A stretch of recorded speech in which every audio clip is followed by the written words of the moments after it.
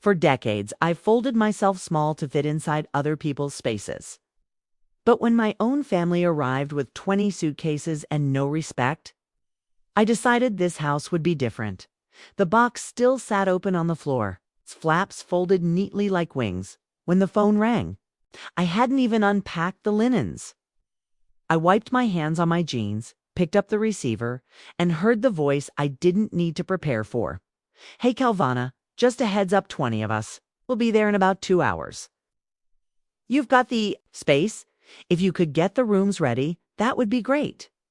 And food, obviously. No pause, no question. No congratulations on the new place." She hung up before I could even answer. The silence after her call was thicker than the paint still drying on the walls. 3 days, that's all I'd had in this cottage. 3 days of walking barefoot across tile I'd chosen myself. 3 days of joy at counting 22 chairs stacked neatly in the garage, imagining them filled with friends and laughter. Now they would be filled, yes, but not in the way I dreamed. I didn't panic. I didn't cry. I walked to the drawer, pulled out a yellow notepad, and wrote 2 columns. One side practical, towels, trash bags, sleeping arrangements.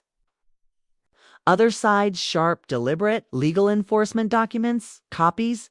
I underlined copies twice. The vans arrived right on time. Then the sedans. Then the cousins with folding chairs and voices that carried like a parade. 22 in total, not 20.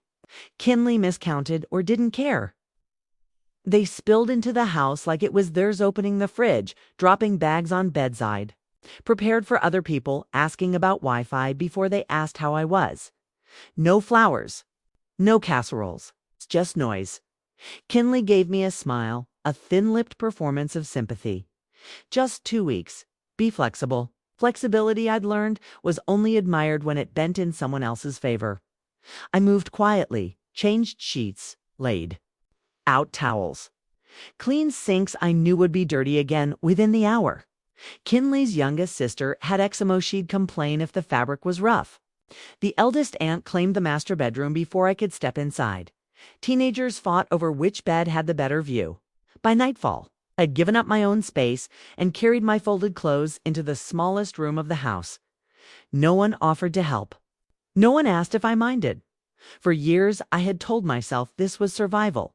After Roger died, Camden promised it was temporary. It's just until you find your footing. 6 years later, I was still in their basement, folding laundry that wasn't mine, cooking meals no one thanked me for, tiptoeing around rooms where I was never welcome. Kinley liked to remind me often, "We don't even charge you rent." They didn't need to. They collected something heavier, my silence, that was. Why this cottage mattered. I hadn't bought it for the lake view or the updated bathroom. I'd bought it because it was mine, fully mine. Paid for with savings scraped together, while others my age booked cruises and knee surgeries. No co-signers, no shared titles. Just mine, and now it was being claimed, like everything else I'd ever touched. But this time, I wasn't folding myself away. This time, I was preparing. The receipts piled neatly on the dining table. I recorded every spill, every broken plate, every snide remark disguised as a question. The faucet snapped when Kinley's brother tried to fix it. Cushions stained, purple from spilled soda, my knives misplaced, my toilet paper holder wrenched from the wall. By day 5, the house smelled like sweat and takeout. And still no one said thank you. But I didn't want thanks. I wanted proof. So when Kinley laughed at the lodging agreement I placed before her, I didn't flinch. "Funny," she said, skimming the page. "You're serious." I didn't answer her. I didn't need to. The sound of tires crunching on gravel was answer enough. Deputy Clem stepped inside, tipping his hat politely. We'd already spoken. Twice. Noise complaints, occupancy limits. He knew what to look for. Kinley's face drained of color. "You called the police on your own family?" "No," I corrected gently. "I called the county. This is enforcement." The contracts lay waiting on the dining table. $140 per person per night. Damages billed separately. Deposit upfront. Camden rubbed his eyes, caught between his wife and his mother. Mom, come on, this is unnecessary. Deputy Clem shook his head. Actually, it's lawful. She gave notice. These aren't guests, they're occupants without permission. The silence in the room shifted. No longer heavy, but sharp, cutting. No more jokes. No more entitlement. By sunset, the driveway was full, again not with arrivals, but departures. Suitcases rolled, trunks slammed. Voices hissed with bitterness. One cousin shouted from a window, "You'll die alone." I didn't blink. I stood at the gate with my clipboard. Heavier than it looked. Not from paper, but from the weight of finally choosing myself. Inside, the house was wrecked. Pizza crust on a windowsill. Towels crumpled on the floor. Makeup powder scattered like dust across the sink.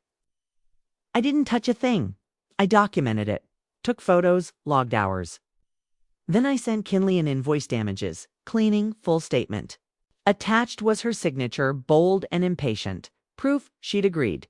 The next morning, silence filled the house. Not empty silence, but restorative silence. I lit a candle, the one I'd been saving.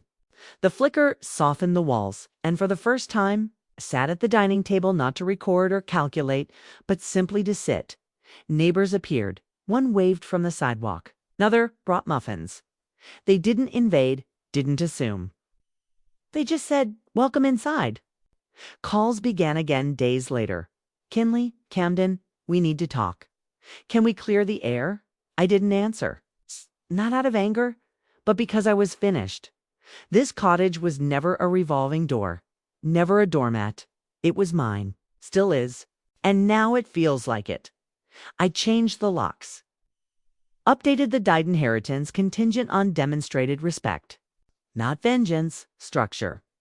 A map for those who mistook my silence for weakness.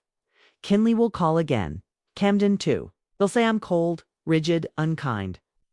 But people who are used to taking always mistake boundaries for betrayal. This isn't betrayal. This is preservation. The wind chimes. Outside swayed softly that evening, moving only when the wind allowed.